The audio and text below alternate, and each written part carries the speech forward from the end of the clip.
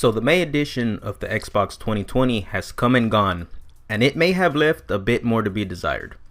The highly anticipated gameplay that was reported to be showcased was reduced to be mostly in-engine cinematics, leaving a bitter taste to those expecting actual gameplay from the show.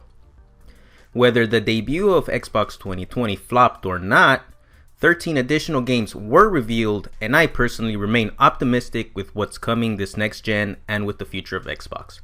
With that being said, my name is Dro, and let's get this brief on the road. But before we get started, let me get to the part where I ask you to subscribe, like, and hit the bell. Okay? If you like staying up to date with things that are happening in the gaming world, be sure to drop a like on this video and also subscribe to the channel to get updates whenever things happen. Also, don't forget to hit that bell icon to get notified. I don't get the point of the bell telling me when people upload stuff when I'm already subscribed to someone. I don't understand. Regardless, do it. Do what I said. You won't regret it. Maybe. Yeah. So May's Xbox 2020 show was roughly around 30 minutes. With that time frame, they revealed 12 new games that are currently in the works by third-party developers, not including Assassin's Creed Valhalla, which we already know Ubisoft was going to show at this show anyways. So the following games were revealed during the show. So we had Bright Memory Infinite, which looked pretty badass from what was initially shown. Dirt 5, Scorn, Chorus, Madden 21, which is expected. I mean, it's Madden, it comes out a lot. Vampire the Masquerade Bloodlines 2, Call of the Sea, The Ascent, The Medium, which also looked pretty cool. Scarlet Nexus, also one of my favorites. Second Extinction, Yakuza Like a Dragon, and again, Assassin's Creed Valhalla was shown, but we already knew that was going to be shown.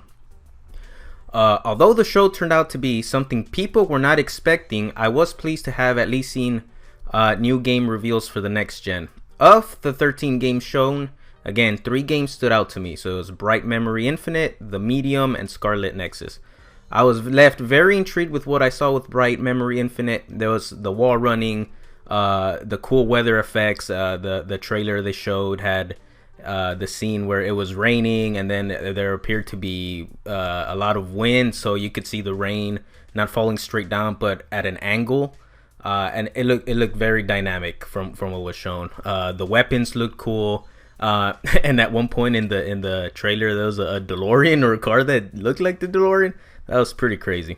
And it's reported that the developer for this game is a one person team. If that's true, I'm not gonna. That is very, very impressive, because that gameplay trailer looked spot on. It looked really good, and I won't lie. Initially, when the trailer started, I saw the gun, I saw the wall running, I saw the mantling. I'm like, oh man, this is Titanfall 3. My hype levels went through the roof, and then it turned out it wasn't Titanfall 3, so I had to come back down to earth. But yeah, it was a pretty badass gameplay trailer. With The Medium, not much was shown besides the cinematic trailer, but I do like the concept behind this game. So it's supposed to be a psychological horror game that does allow you to traverse between two worlds, which would be like the regular normal world, and the other world appearing to be what's the spirit realm, or something of that nature. So the traversal between the two worlds, I think, can make for some memorable experiences because of the dynamicism, and if the developers are able to really capitalize on the hardware, the level of immersion with now that there aren't that many loading screens, yada yada, it's going to be very immersive. And not only is the concept exciting, to me at least, but the fact that they have Akira Yamaoka, the music composer for the Silent Hill games, working on this title as well, makes me think that there are going to be a lot of hair-raising music vibes that will be accompanying, hopefully, what will be eerie sceneries and environments. So I'm looking very forward to that, because you can't have a horror game without good music behind it to really fully immerse you in the world that you're really playing. And finally, again, my third favorite game that was shown during this Xbox 2020, Scarlet Nexus. which is a 3D anime style game that lets you pretty much hack and slash while throwing things at your enemies with your mind. So I think I've said enough for that one. I'm looking forward to playing this one. What they showed, the gameplay that they showed for this one looked pretty solid. It looked fluid. So I'm looking forward to this one as well. So alright, so these games were revealed during the show, but who else is developing games for Xbox, one may be asking. I know I wasn't, but they still told me, and I am grateful that they did. So like I said during the show, they showed a graphic of the third-party studios that are providing support for the Series X. Now I want to reiterate that these are third-party studios, and typically there wouldn't be anything special about them making games for Xbox, as that is their job, which is to make games for consoles, whether it be for Xbox, PS5, Switch, PC, etc. Right? However, what is noteworthy about this is the amount of games that will be supporting smart delivery or be on Game Pass or both. Now, if you don't know or forgot what smart delivery is, this is Microsoft's approach at having people play games between console generations. Let's say, be it from Xbox One to the Series X or backwards, vice versa. This is without having to pay extra. So this means that if you buy a game, let's say for example Assassin's Creed, which we know is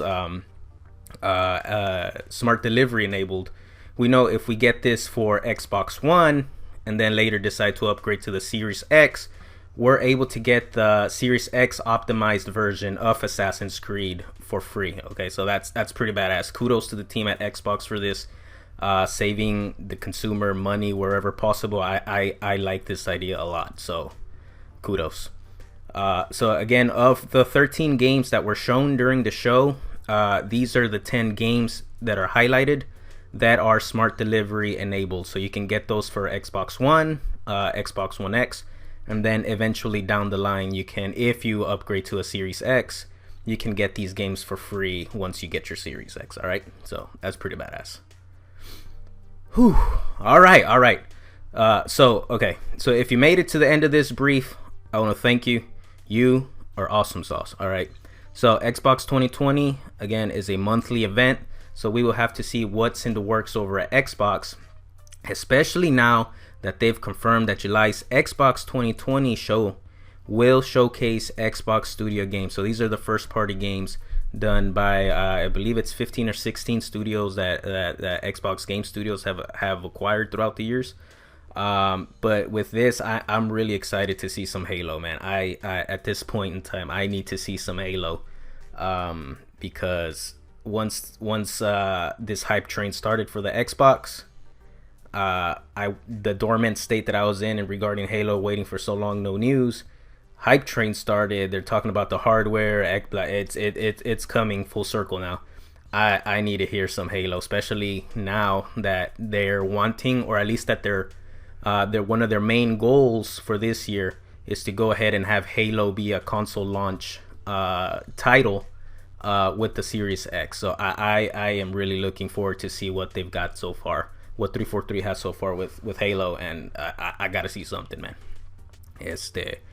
So yeah, if you want to see more, go ahead and stick with me, because I can tell you this next gen stuff, it might end up getting caliente fiesta, especially once PlayStation and Sony they start revealing stuff. So it's gonna be a good one, at least I hope. So again, thanks for hanging out till the end of this video, and with that being said, I am Dro, and consider yourself briefed.